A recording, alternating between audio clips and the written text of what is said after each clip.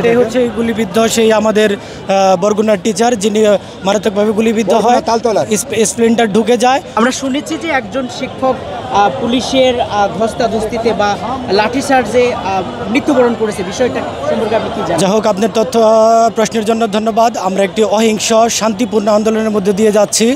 এই শান্তিপূর্ণ আন্দোলনে আপনি জানেন, শাহবাগে যাওয়ার পরে যখন আমার শান্তিপূর্ণ মিছিলটি চলে আসতেছিল, এই সময় পুলিশ অতর্কিতে হামলা করে, গ্রেনেড হামলা করে এবং লাঠিচার্জ করে। সঙ্গত কারণেই আমাদের একজন লোক কানের নিচে গ্ল্যান্ডের কাছাকাছি ওর একটা স্প্লিন্টার ঢুকে যায়। তো ঢুকে যাওয়া উনি এত মুমূর্ষু অবস্থায় অজ্ঞান হয়ে যায়। সঙ্গত কারণেই অনেকেই ভাবছে হয়তো মৃত্যুবরণ করেছে, কিন্তু প্রকৃত তথ্য হচ্ছে ওনাকে ঢাকা মেডিকেল কলেজের ENT বিভাগের অপারেশন থিয়েটারে চলছে ডাক্তার সামাদুজ্জামান, উনি ওনার অপারেশন করতেছেন। উনি আশাবাদী যে না, ওনার মৃত্যুবরণ হবে না, উনি ইনশাল্লাহ রিকভার করবে। আমার পূর্ববর্তী যিনি আছেন উনি ক্লিয়ার করলেন আপনাকে, বিষয়টি এখনও ওইরকমভাবে বলা যায় না। উনি যখন আহত হন, গুলিবিদ্ধ হন, তারপরে হাসপাতালের ইমার্জেন্সিতে পৌঁছার পরে আমি সেখানে উপস্থিত হই এবং আমি সেখানে তার সহায়তা করাকালীন সময়ে তার একটা ভিডিও আমি করি।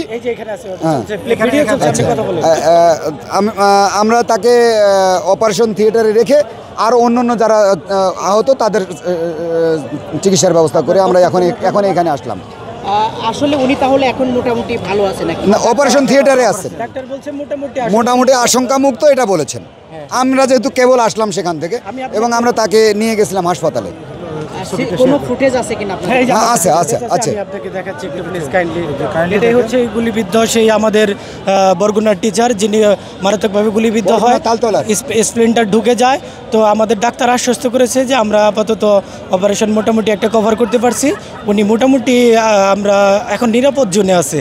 তো আমরা তার সকলের কাছে দোয়া চাচ্ছি। আমাদের এই শিক্ষকের জন্য, ওনার 2টা মেয়ে আছে, দেশবাসীর কাছে উনি দোয়া চেয়েছেন। আমাদের সকলের দোয়ায় উনি ইনশাল্লাহ আমাদের মাঝে আবার ফিরে আসবেন।